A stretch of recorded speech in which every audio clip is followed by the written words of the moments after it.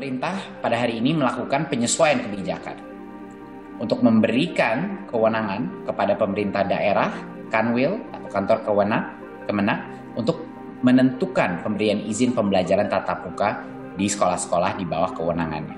Kebijakan ini berlaku mulai semester genap tahun ajaran 2020-2021, jadinya bulan Januari 2021. Karena ancaman penyebaran COVID ini masih terjadi, diharapkan pemerintah daerah untuk mempertimbangkannya secara matang sebelum memberikan izin pembelajaran tatap muka dan memperhatikan mekanisme pemberian izin dan daftar periksa yang telah ditentukan pemerintah pusat melalui SKB ini. Setelah sekian lama menjalani kegiatan pembelajaran secara daring akibat pandemi COVID-19, siswa sekolah kini diperbolehkan melakukan pembelajaran tatap muka di sekolah. Menteri Pendidikan dan Kebudayaan Nadiem Makarim telah mengumumkan diperbolehkannya kegiatan belajar tatap muka untuk kembali digelar. Hal ini disampaikan Nadiem dalam konferensi pers secara daring pada Jumat 20 November 2020. Nadiem menyebut kebijakan ini berdasarkan keputusan bersama 4 menteri, yakni Menteri Kesehatan, Menteri Pendidikan dan Kebudayaan, Menteri Agama, dan Menteri Dalam Negeri.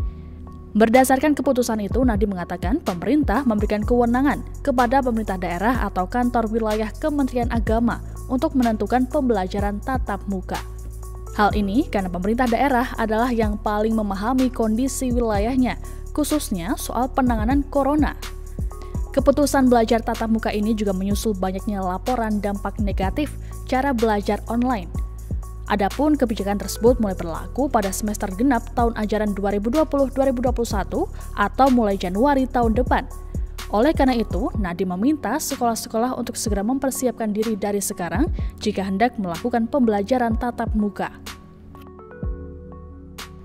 Nadiem Makarim mengatakan pembelajaran tatap muka yang kembali akan dilakukan pada 2021 sifatnya bukan kewajiban. Menurutnya, kebijakan kembali membuka sekolah untuk pembelajaran tatap muka sifatnya diperbolehkan atas keputusan 3 pihak. 3 pihak yang berhak memutuskan dibukanya sekolah adalah pemerintah daerah, kantor wilayah, dan juga orang tua melalui komite sekolah.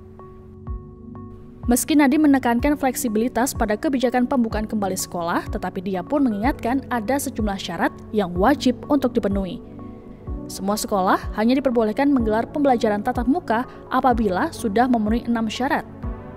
Ke-6 syarat itu menitik beratkan pada dukungan sarana kesehatan untuk mencegah potensi penularan COVID-19. Seperti sarana cuci tangan dan disinfektan, fasilitas pelayanan kesehatan, kesiapan menerapkan wajib masker, lalu termogan, pemetaan warga satuan pendidikan, dan juga persetujuan komite sekolah dan perwakilan orang tua. Menurut Nadiem, tanpa ke-6 syarat tersebut, sekolah tidak diperkenankan untuk buka.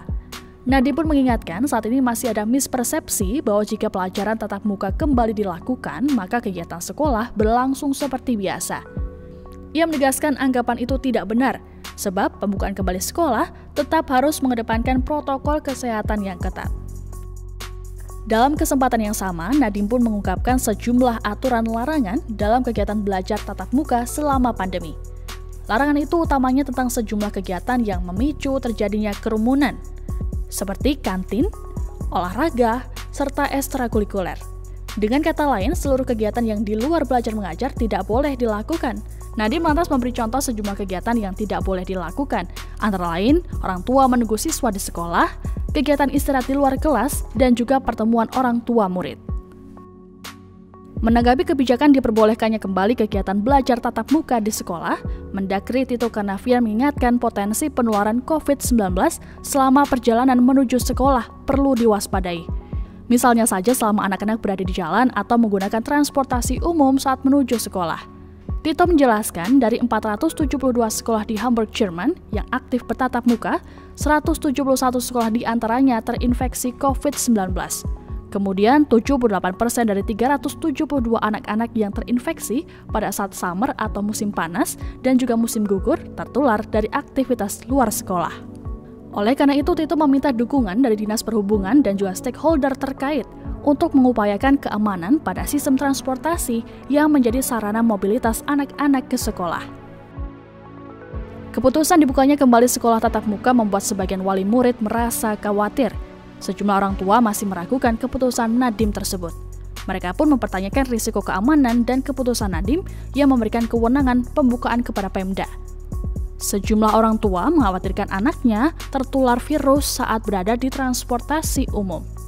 Tak jauh berbeda, Komisi Perlindungan Anak Indonesia atau KPAI juga mengungkapkan kekhawatiran atas keputusan sekolah tatap muka ini.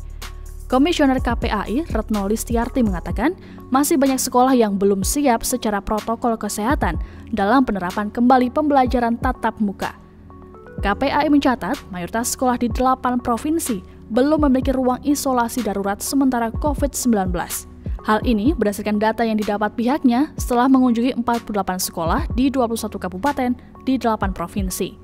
Retno pun mengaku tidak setuju beban menyiapkan infrastruktur pembelajaran tatap muka di sekolah hanya diserahkan ke Pemda. Menurutnya, selain Pemda, pemerintah pusat juga harus fokus pada upaya penyiapan infrastruktur, sosialisasi protokol kesehatan, dan kerjasama Dinas Pendidikan dan Satuan Tugas COVID-19. Selain itu, bila Pemda mengizinkan sekolah dibuka, maka KPAI juga mendorong agar pelaksanaan belajar tatap muka diiringi dengan tes swab masif bagi seluruh tenaga pendidik, termasuk siswa yang dapat dilakukan secara acak. Tes dilakukan dengan menggunakan anggaran APBD dan juga APBN. Di sisi lain, yang menambahkan sepanjang pengawasan KPAI, Retno mengatakan status zona terus berubah secara dinamis, begitu pula buka tutup sekolah. Oleh sebab itu, ia mendorong pembukaan sekolah tidak mengacu pada status zona daerah, melainkan kesiapan sekolah. Pandemi COVID-19 masih menghantui seluruh penjuru negeri. 8 bulan bertahan dengan pembelajaran jarak jauh dirasa mulai ke tahap jenuh. Opsi sekolah tatap muka kembali dibuka di tengah kecemasan orang tua. Lalu, bagaimana upaya semua pihak agar keputusan ini bisa berjalan aman? Terima kasih sudah nonton. Jangan lupa like, subscribe, dan share ya!